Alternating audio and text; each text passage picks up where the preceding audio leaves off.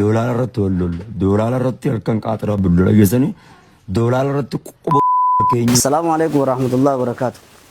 بفيديو قناة داولنا حاول الديبنو. والله قسما بالله أنا سو ربي سبحانه وتعالى مسكين ما في وارب الدنيا تننا نمكروبات آخرت كتاتا ننا كوبسن الرفيل في لدن مالي جناني تشنكي بيجلا ولا ما عند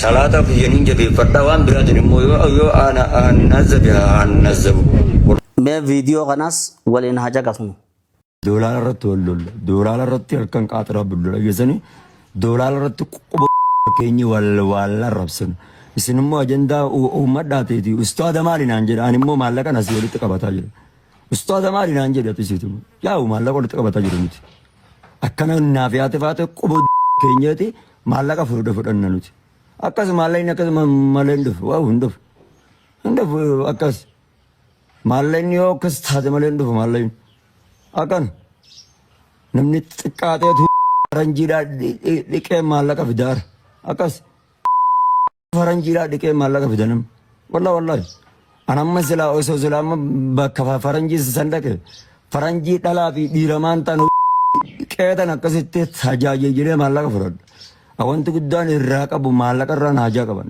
والله واني أكّا مالك تتل كنيجيا نمرة چنجر شوف الله لي أكّس قوّاتاني مالك فردان نمنو قوّا مالك أجي نمرة شوف إلالا ummata laal namni gowwoomee maallaqa fudhata yoo gowwoome malee maallaqni namaaf hin argamu doofaa ta'e ammas maallaqa fudhata nam dhaggeeffattan fakkaatti daawwattoota keenya waan biraatiif waan kana hin finne ani Muhammad Bayaan kana lafattis wal beenaan tarii gariin keessan irra guddaan keessan onlaayinumarra baruun keessan ni mala odoo bakka tan hin gahin odooni fekkanan ta'in namni karaa miidiyaa fidi ana yoon ifin ji'e dhugaarraan fagaattu fakkeenyaaf TV Hamilton gaafaan hojjedhu narraa waraabi ji'e sagantaa isaa irraa waraabee sagantaa san amma durallee isinilleen daawwattanii innilleen gallakkisee ture lafattis gorsuun narraa moggaa miti odoo asin gahini beeki waan gorsa ja'an nama fi torba garagalchanii baanan san 17 ol garagalcheeti qanin arrawaan kana dubbadde gama biraatiin gaafa harar ture ana bira ture akkasuma ammas bu'aa bayii meeqa keessa waliin baane rakkoodha wal bira dhaabbachuu isa bira dhaabbachuudhaa fi gaafa waa duraa badan gaafa silaa wanni inni onlaayina kanarraa qabu hundi silkiin jalaa fuudhamtee sababa kiyyaan akkaataa itti tarkaanfii fudhadhee fi kan inni waan biraa keessa galuu galee gahee kan inni deebiseefis hedduudha. Awwaanni waan kana jedhuu fi isa xiqqeessuu fi isa arrabsuudhaaf miti. Asumaanuu inni na hubachuu qabdan. Ani viidiyoo akkana arraan naa dalaguun dura. Takkaa viidiyooti yoo amma feetan jala yaatan namni akkana jedhu jeetumaan kophaa gallakkisa malee. Kan ammoo arra dirqameeti. Irra guddaan keessan majlisni eessa jira? Sheekkan eessa jirtan? Yoo neefi lafatti wanni duubaan bilbilamu eessa jirtan? Huma ja'a.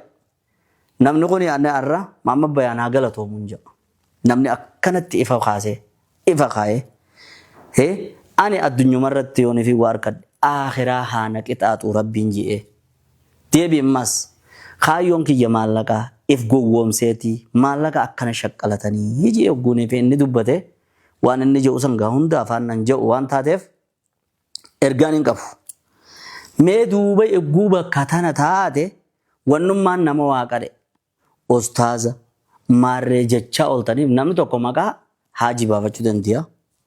Ustaaza baafachuu danda'a. Sheekha baafachuu danda'a. Muftii baafachuu danda'a. Maquma namni kun if maxxanse kanarra laalamee subhaanallah jechaa ooluun maal bu'aa isinii qabaa? Ibsi abbaan dubbate kun irra guddaa folloo barbaadaa fi maallaqa barbaadaa fi ji'een namni namarraa dubbatame wanni abbaan dubbate kun duuba namni kun biyya tana keessatti maraataan jiraachuu ni jiraata biyya namni biyya tana bulchu eega seera mootummaatiin biyya tana bulchu jallataan ni jiraata, jallisaan ni jiraata. Waan seeratti hin bu'initti. Hoggaanii feena kana jedhu. Isin ibsi asii achii kun maaltu isiniif hafee jechuudhaan dubbachuu barbaade isallee asumaan ergaan hin qabu rabbi haa qajeelchu. Maaliif jennaan hulaan tawbaa hin cufamne qaceelloo numa hawwinaafi laakiin ammoo isin walii iyyaa ooluun lallabaa ooluun isiniif gahaa kafaaku isiniif gahee jechuudhaaf wanni inni waan kana godheefi. Asumaan ergaa yaa Muhammad Bayaan ammallee karaa rabbiitiin siyaama. Obbolummaa islaamaatiin siyaama. Tawbadhu karaa rabbii deebi. Addunyaan gabaabdu, addunyaan xiqqoodha. Tanuma kitaaba rabbii kanniin barsiisa jettu san keessattuu agartee jirtu haareetti waan hin siimuu miti. Karaa rabbii deebii tawbadhuun siidhaama takka. Isin ammoo hawaasni waan inni isinii dhaamu.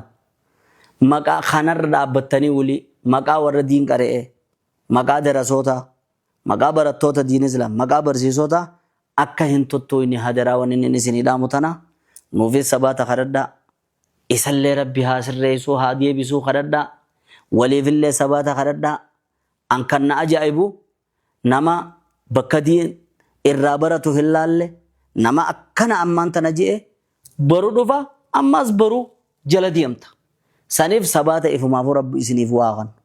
Salaamu alaikum warahmatullahi wabarakatuh.